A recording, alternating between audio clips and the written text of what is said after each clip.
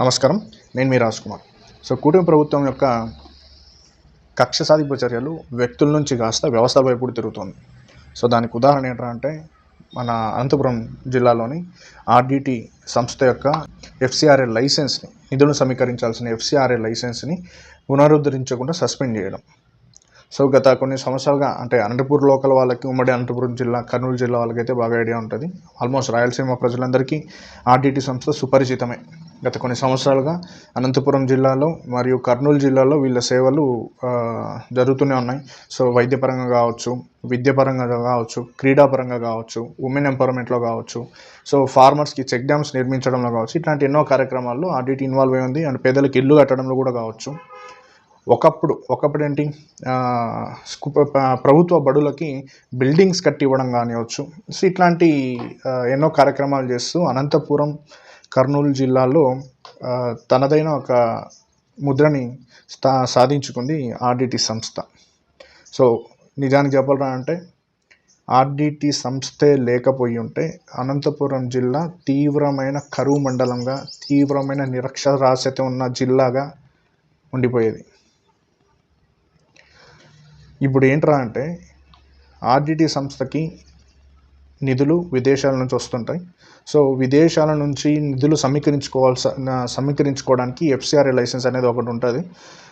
ఈ ఎఫ్సిఆర్ఏ లైసెన్స్ని కేంద్ర ప్రభుత్వం సస్పెండ్ చేసింది.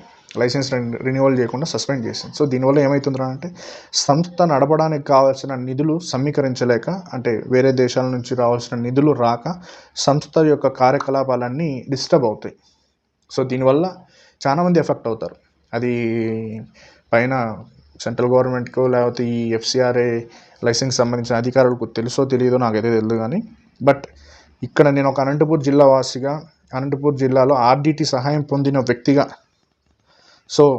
నేను చెప్పేది ఏంటంటే ఎఫ్సిఆర్ఏ నిధులు కనుక రాకపోతే ఆర్డిటి నడిపే హాస్పిటల్స్లో కానివచ్చు, ఆర్డిటి సపోర్ట్ చేసే విద్యార్థులకు కానివచ్చు, లేదా ఆర్డిటి సపోర్ట్ చేసే రైతులకి, మహిళలకు కానివచ్చు, లేదా ఆర్డిటి సపోర్ట్ చేసే క్రీడాకారులకు కూడా ఇదొక సమస్య అని చెప్పచ్చు.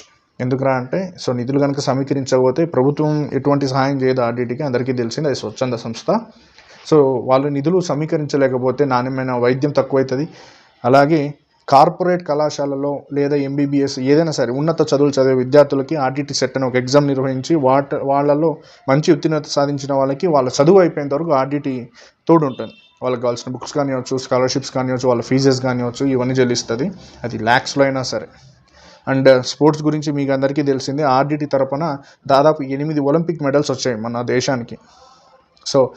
ఇదే కాకుండా వికలాంగుల్ని, అంధుల్ని, ఒంటరి మహిళల్ని, ఇట్లాంటి పేదల్ని, రైతుల్ని, ఇట్లాంటి ఎంతోమందిని గ్రామాల్లో, రూరల్ ప్లేసెస్లో చెట్లు నాటడం కానివచ్చు, రైతుల కోసం చెక్ డ్యామ్లు నిర్మించడం కానివచ్చు, మహిళలకి రుణాలు ఇవ్వడం కావచ్చు, లేదా వాళ్ళకి స్వయం ఉపాధి కల్పించడం కానివచ్చు, ఈ ఫిజికల్లీ హ్యాండిక్యాప్డ్ వాళ్ళకి పరికరాలు ఇవ్వడం కానివచ్చు, లేదా వాళ్ళకి సపరేట్ చదువు చెప్పడం కానివచ్చు, ఇట్లాంటి ఎన్నో కార్యక్రమాలు చేస్తూ వస్తుంది ఆర్డిటి. ఈ ఆర్డిటికి ఈ నిధులు కనుక రాకపోతే, ఎఫ్సిఆర్ఏ లైసెన్స్ కనుక పునరుద్ధరించకపోతే వీళ్ళందరూ ఎఫెక్ట్ అవుతారు. నిజానికి చెప్పాలంటే ఆల్మోస్ట్ రాయలసీమలో 80% ప్రజలు, మళ్ళీ చెప్తున్నాను, రాయలసీమలో 80% ప్రజలు ఎఫెక్ట్ అవుతారు. Whether that is through health, through education, through sports or women, farmers and different able persons. ఇట్లా ఎంతోమంది సఫర్ అవుతారు. నాకు అనిపించేది ఏంట్రా అంటే దీని వెనక ఒకవేళ ఈ ఎఫ్సిఆర్ఏ లైసెన్స్ రద్దు చేయడం వెనక రాజకీయ ప్రోద్బలం లేదనిపిస్తే, ఒకవేళ లేకపోతే ఇక్కడ రాయలసీమ జిల్లా నాయకులకి ఎందుకురా అంటే ఇక్కడున్న రాయలసీమ జిల్లాలో కూటమి ప్రభుత్వంలో బీజేపీ తరపున, అంటే సెంట్రల్ గవర్నమెంట్లో ఉన్న బీజేపీ తరపున ప్రాతినిధ్యం వహించే వాళ్ళు ఉన్నారు. అలాగే కూటమి ప్రభుత్వంలో ఇన్వాల్వ్ అయిన వాళ్ళందరినీ నేను విన్నవించేది ఒకటి, లీడర్స్ అందరినీ, పైన ఉన్నది మీకు సపోర్ట్ చేసే గవర్నమెంటే కాబట్టి ఇది ఒక వ్యక్తికో లేదా స్వలాభం కోసమో పనిచేసే సంస్థ కాదు. కాబట్టి మీరు చొరవ తీసుకొని ఈ ఆర్డిటికి రావాల్సినటువంటి ఎఫ్సిఆర్ఏ లైసెన్స్ని పునరుద్ధరించడానికి మీ వంతు సహాయ సహకారాలను అందించాలని నేను కోరుకుంటున్నాను.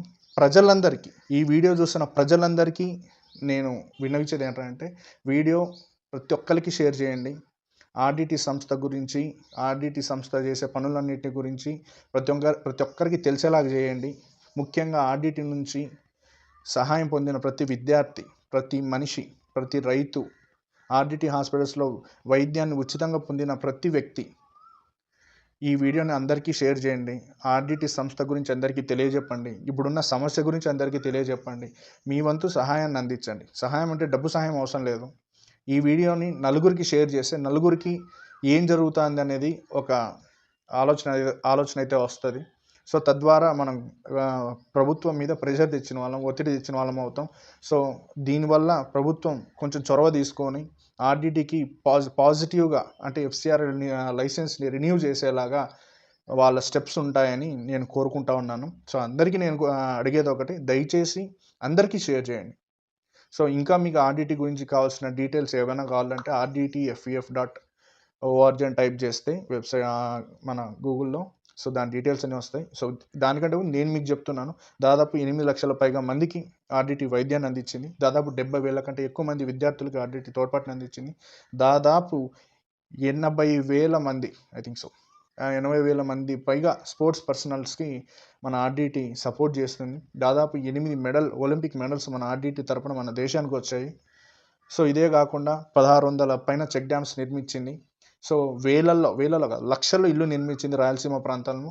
సో ఇటువంటి సహాయ సహకారం అనేది మన రాయలసీమకి చేసి ఆర్డిటి రాయలసీమలో అనంతపురం జిల్లాకి ఒక ప్రత్యేక గుర్తింపు తేవడానికి ఆర్డిటి ఎంతో తోడ్పాటుని ఇస్తోంది. సో దయచేసి అందరూ ఆలోచించండి, ఈ వీడియోని అందరికీ షేర్ చేయండి.